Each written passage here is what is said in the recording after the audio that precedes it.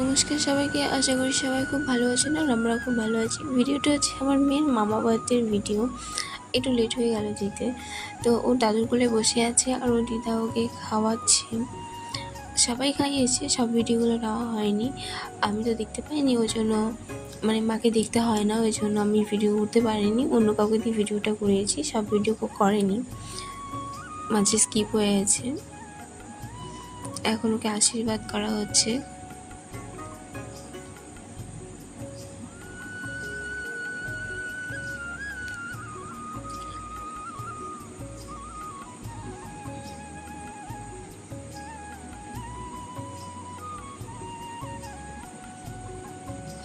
তো চলো, এদিকে প্রায় সব শেষের দিকে, এবার খাওয়া দাওয়া করা যাক। প্রথমে সাদা ভাত চলে এসেছে,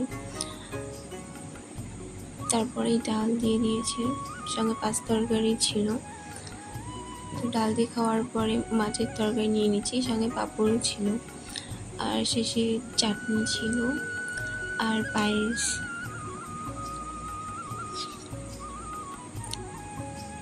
তো ভিডিওটি কেমন লাগলো অবশ্যই কমেন্টে জানাবেন।